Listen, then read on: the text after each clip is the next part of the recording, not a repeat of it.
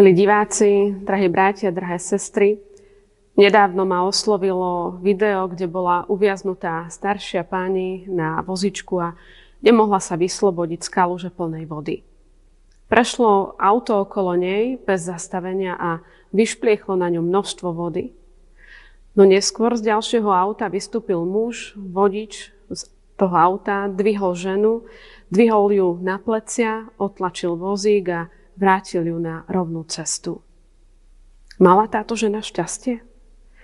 Môžeme sa na tento obraz pozerať dvojako. Nešťastná, pretože nevie odkráčať po vlastných nohách, ale šťastná, lebo sa našiel niekto, kto ju z tej mláky vyslobodil. O šťastí či šťastnom živote bude reč aj v dnešnom zamyslení. A tak biblický text je napísaný v knihe Žalmov, v 1. kapitole, v prvých 6 veršoch. Blahoslavený muž, ktorý nechodí podľa rady bezbožníkov, na ceste hriešnikov nestojí a v kruhu posmievačov nesedí. Ale v zákone Hospodinovom má záľubu, o jeho zákone rozjíma dňom nocou. Bude ako strom, zasadený pri vodných tokoch, čo načas dáva ovocie, jeho listie nevedne, a všetko, čo robí, sa vydarí. Nie tak bezbožníci, ale sú ako plevy, ktoré vietor rozvieva. A preto neobstoja bezbožníci na súde, ani hriešnici v zhromaždení spravodlivých. Lebo vie Hospodin o ceste spravodlivých, ale cesta bezbožných vedie do záhuby. Bratia a sestry, cirkevný otec Augustín kedysi povedal: všetci chceme byť blažení a šťastní. A mal pravdu. Nepoznám človeka, čo by hovoril opak. No predstava každého z nás je iná. Líši sa v závislosti od toho, čo kto považuje za skutočné šťastie. Kým nová motorka mladého chlapca urobí šťastným mužom, tak pohľad inej matky na podobnú motorku dovedie k slzám, pretože prišla o svojho jediného syna pri havárii. Kým niekoho šťastie spočíva v ceste okolo sveta, iný žije úplne v inom kontexte a jeho šťastie je zamerané na základné uživenie rodiny. Niekoho radosťou je chov zvierat, iný sa radšej bude kochať v umení. No žalmista tu naráža na iný typ šťastia, na iný typ blaženosti, ako je materiálne zabezpečenie či splnenie ľudských prianí. Ak ste už videli človeka z ničoho nič zoslabnúť, človeka, ktorý v najlepších rokoch života dostal atrofiu svalov, tak toto je ten pohľad na to, čo znamená z vitality prejsť k nehybnosti. A tak vie i duša človeka atrofovať, ak nebude dosť rozumná a silná. Blahoslavený muž či žena, čo nechodí podľa rady bezbožníkov, na ceste hriešnikov nestojí a v kruhu ohováračov nesedí. Tento verš nám celkom jasne ukazuje, ako dokáže hriech a bezbožné správanie ochromovať. Čo chýba takému človeku, čo sa necháva ochromovať? Bratia a sestry, veď mnohí veriaci, a môžeš to byť aj ty, sa nieraz ocitáme v situáciách, že sme presne tam, kde sme nechceli byť. Správam sa presne tak, ako som to nikdy nechcel. A tak som odrazu nešťastný, no neviem ani prečo. Som v akomsi väzení a neviem nájsť cestu von. Ako som sa sem dostal? Zbytočne by sme sa seba presviečali, že v Kristovi som nové stvorenie a preto sa ma nič zlé nikdy nedotkne. Budem silný a požehnaný až do konca svojho života. Život je plný prekážok, ťažkostí a zranení, plný sklamaní či vlastných frustrácií. Niekedy si ani len nevšimneme, ako strácame silu a prúd vody nás stiahne tak, že sa nedokážeme udržať nad vodou. Klameme samých seba, že to zvládame.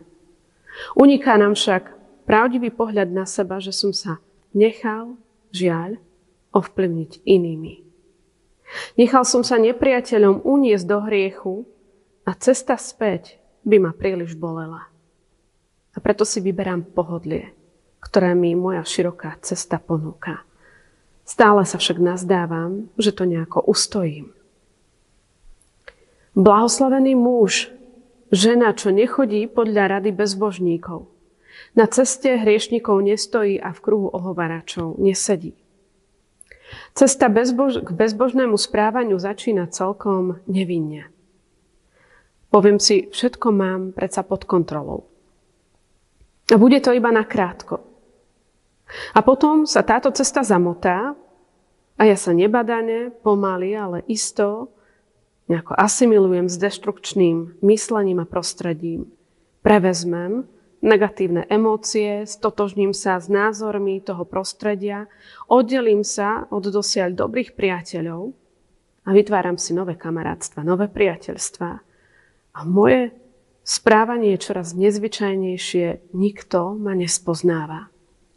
Z dosiaľ stabilného duchovného chodenia sa stávam čoraz skeptickejší, čoraz mrzutejší, duchovne stagnujem, neskôr už len stojím, nehýbem sa.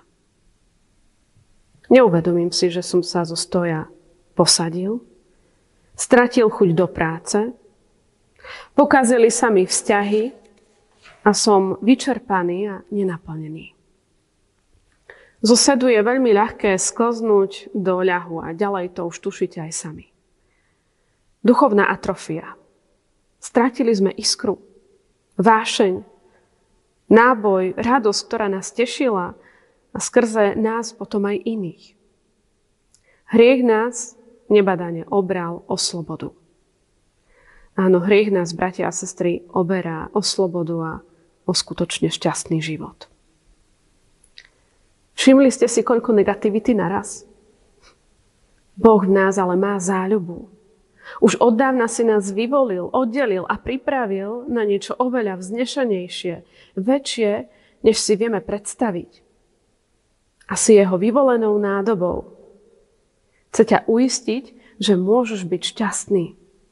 Že môžeš byť blažený, že môžeš byť blahoslavený. Neváhaj preto vyskočiť zo zabehnutého vlaku. Neváhaj vyskočiť z toho nesprávneho vlaku. Aj keď život plynie ďalej, či si zúfali, či spokojný a šťastný, my dostávame od Boha novú príležitosť rozhodnúť sa, kde chceme byť a v akom stave chceme byť. Ako svoje nastávajúce dni chceme prežiť. Ty si volíš.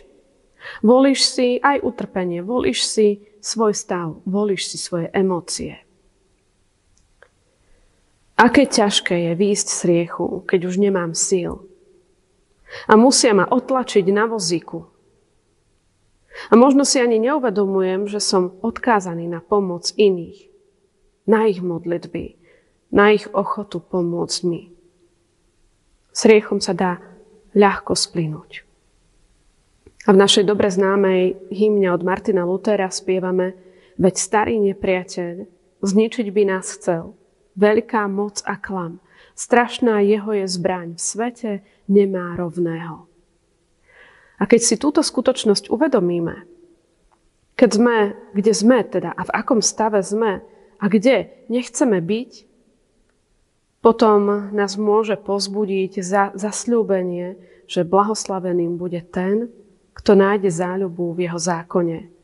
Bude ako strom, zasadený pri vodných tokoch, čo načas dáva ovocie, jeho listie nevedne a všetko, čo robí, sa vydarí. Byť ako strom je potešujúce. Istá žena, ktorú som nedávno počúvala, sa vyjadrila, aká je nešťastná, že nevie odolávať, že nevie si nastaviť svoje osobné hranice, nevie odmietnúť muža, o ktorom aj tak vie, že je nevhodný, rovnako tak nevie hovoriť nie na veci, ktoré ju vyčerpávajú. Ako je to s našim nie? Podobáme sa na strom, ktorý je silný a nepadne, alebo sme ako tie plevy, ktoré vietor kde tam rozveje? Napriek našej snahe byť pevným a neochvejným stromom si často vyberáme práve opak. Prečo? Pretože je to jednoduchšie. Stať sa stabilným stromom si vyžaduje ale disciplínu. Je to plavba proti prúdu, je to o neustálom rozhodovaní sa robiť to, čo mi pomôže. Konať v súlade s Božím slovom, jeho zákonom, to, čo ma duchovne povzbudí, poteší, čo ma osvieži. Preto je dôležité, kým a čím sa denne obklopujeme. Čo ak to tvorí našu spoločnosť?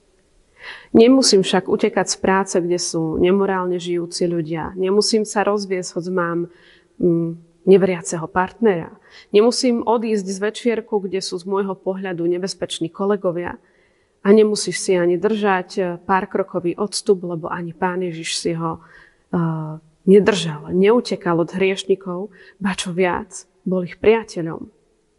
Bol označený za ich priateľov. A rozdiel ale spočíva v tom, že hoď s nimi trávil čas, nepripodobnil sa im. Neováral, neponižoval, neosočoval, neposmieval sa. Jeho osobnosť bola odolná, dosť silná na to, aby jeho vplyv bol silnejší na nich, než ich správanie na ňom. A toto je, bratia a sestry, aj naša úloha, naše pozvanie. Ak chceš byť skutočne šťastný, buď disciplinovaný. Buď disciplinovaný vo svojich návykoch, rozímaj o jeho zákone a budeš pevným stromom, ktorému liste nevedne, čo načas dáva ovocie. Amen. Modlíme sa. Svätý Bože, zabúdame, že sme si strojcami svojho šťastia. Sme slabí a hriechom otupení. Nevidíme a nechceme vidieť. Nepočujeme a nechceme počuť. Bože, zastav nás. Potrebujeme Tvoje slová milosti a lásky, že s nami počítaš. Že nás v našej slabosti potrebuješ. Pane, odpusť nám. Daj nám dosť síl a vôle, aby sme krúh a bludisko hriechu opustili, zanechali.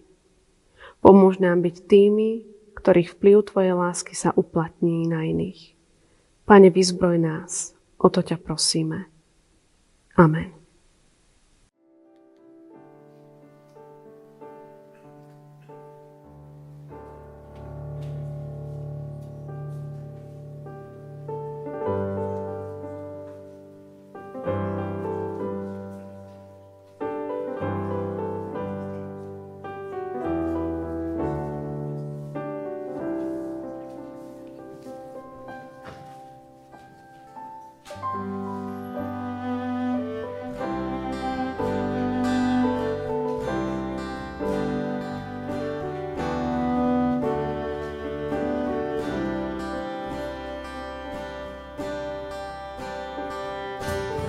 Staviaš svoj život, sa raz ukáže, či základy a steny tvojho sveta nie sú záťaže, čo život prináša. Počuj tichý hlas, ktorý opäť znieje v nás. V láske volá, prvej láske volá, vrátiť sa zas. Prečo zasielaš a zistúdne, sklíči, vyraší. Ak chceš zúžať dobré zrno, neseď podľačí, ktorého pláča. Počuj tichý hlas, ktorý mocne znieje v nás. A pravde volá, pravde slova volá, vráti sa zas.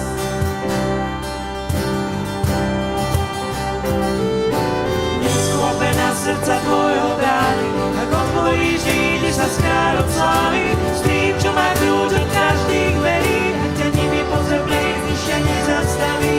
Daj pozor, nezmeškaj, vážne správy. Čím pokáne načúvaj, čo ti vraví.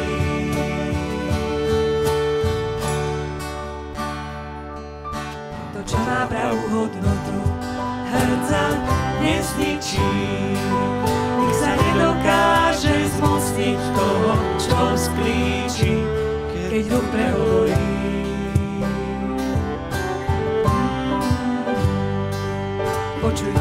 hlas, ktorý opäť znieje v nás. Odvahe volá, viere v Neho volá, vráti sa zas. Čo sa svetu vidí prislabé, Boh si vyvolil, aby sa v slabostiach svojich verných mocne oslávil a svojich pokoril.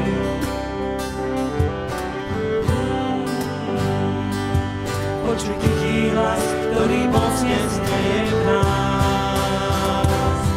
Po vere volá, ťažkých časov volá, príď blízko zas.